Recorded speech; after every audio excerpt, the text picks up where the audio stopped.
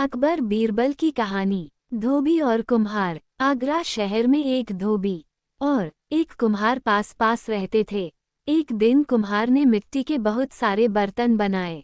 उसने उन बर्तनों को सुखाने के लिए धूप में रख दिया और आराम करने घर के अंदर चला गया। तभी वहां दो गधे आए। वे आपस में झगड़ने लगे। इस कारण कुम्हार के सारे बर्तन टूट गए। वह लाठी लेकर बाहर आया। उसने अपनी लाठी को घुमाया और एक गधे पर जोर से मारा।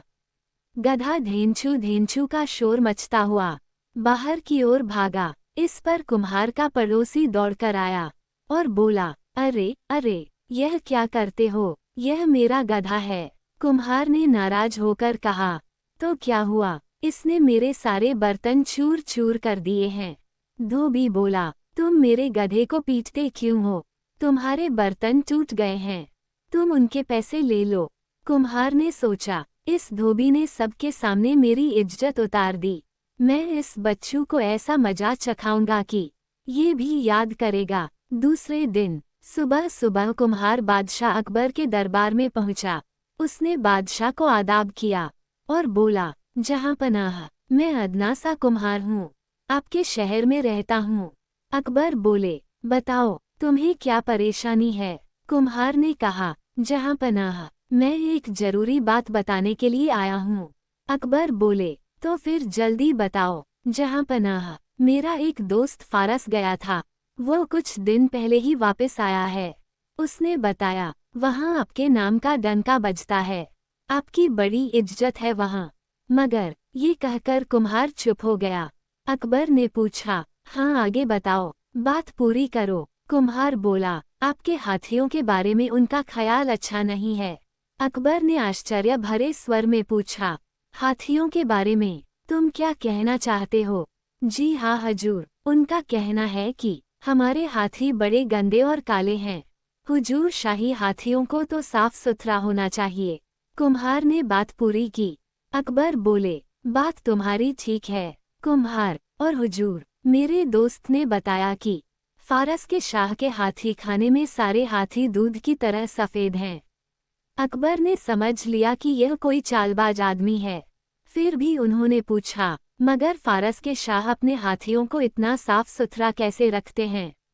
कुम्हार ने उत्तर दिया, सीधी सी बात है हुजूर, इस काम के लिए उन्होंने बढ़िया धोबियों की पूरी फौज लगा रखी है। अकबर ने कहा, तो हम भी शहर के तमाम धोबियों को इस काम पर लगाए देते हैं।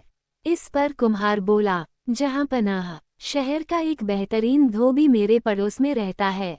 वह अकेला इस काम के लिए काफी है। अकबर ने मन ही मन सोचा, तो यह अपने पड़ोसी को फंसाना चाहता है। लेकिन उन्होंने कहा, ठीक है, हम उसी को बुला लेते हैं। अकबर के आदेश पर धोबी को दरबार में हाजिर किया गया। वह डर के कारण कांप रहा था। उसने डरते हुए कहा, जहां पनाह, हुजूर, अकबर ने आदेश दिया, देखो हमारे हाथी खाने के सारे हाथी काले हैं, तुम्हें इन्हें धोकर सफ़ेद करना है। धोबी बोला, जी हुजूर। उसके सामने एक हाथी लाया गया।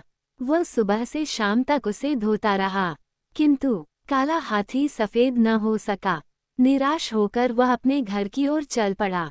उसने सोचा, ये सब उस कुम्हार की करतूत है, पर मैं करूं तो क्या करूं? तभी उसे बीरबल आते हुए दिखाई दिए। वह हाथ जोड़कर खड़ा हो गया। बीरबल ने पूछा, क्या हुआ भाई, इस तरह मुंह लटकाए क्यों खड़े हो? कुम्हार ने सारी घटना बताई। बीरबल ने उसकी सारी परेशानी सुनी और उसके कान में कुछ कहा। दूसरे दिन धोबी हाथी खाने में पहुंचा। कुछ देर बाद अकबर भी वहां पहुंच गए। उन्होंने हाथी को देखा और धोबी से बोले, ये हाथी तो वैसा ही है, जरा भी सफ़ेद नहीं हुआ। तुम कल दिन भर क्या करते रहे? धोबी ने गिड़गिड़ाते हुए कहा, परवरदिगार, बात यह है। अकबर ने पूछा, हाँ, क्या बात है? धोबी ने कहा, हुजूर, अगर कोई बड़ा सा बर्तन हो जिसमें ये हाथी खड़ा हो सके तो काम आसान हो जाएगा। अकबर ने आदेश दिया कि हाथी के खड़े होने के लिए बड़ा बर्तन बनवाया जाए। बर्तन बनाने का काम उसी कुम्हार को सौंपा गया। एक हफ्ते बाद कुम्हार बर्तन लेकर हाजिर हुआ। मन ही मन वह सोच रहा था, धोबी का बच्चा समझता होगा कि फंस जाऊंगा, अब देखता हूँ धोबी कैसे बचेगा। अकबर ने बर्तन को देखा और आदेश दिया, हाथी को बर्तन में खड़ा किया जाए। जैसे ही हाथी को बर्तन में खड़ा किया गया, बर्तन चूर चूर हो गया। अकबर ने नाराज होकर कहा, क्यों रे, ये कैसा बर्तन बनाया है, ये तो एक बार में ही टूट गया। जल्दी से दूसरा बर्तन बनाकर ला। कुम्हार बर्तन बनाकर लाता रहा और वह बार बार टूटता रहा। आखिर वह बादशाह के पैरों में गिर पड़ा। हुजूर, मुझे माफ करें, मैंने बहुत बड़ी गलती की है। इस पर अकबर ने धोबी से कहा, धोबी, मैं जानता था कि ये तुम्हें फंसाना चाहता है, पर तुमने इसकी चाल का मुंहतोड़ जवाब दिया। हम तुम्हें इनाम देंगे। धोबी हाथ जोड़कर खड़ा हो गया। उसने कहा, जहांपनाह, इनाम के असली हकदार तो बीरबल जी हैं। उन्हीं ने मुझे ये तरकीब सुझाई थी। बादशाह अकबर ने बीरबल की ओर देखा। बीरबल धीमे धीमे मुस्करा रहे थे। अकबर बोले, बीरबल, तुम हमारे दरबार के अनमोल रत्न हो, तुम गरीबों के रक्षक भी हो।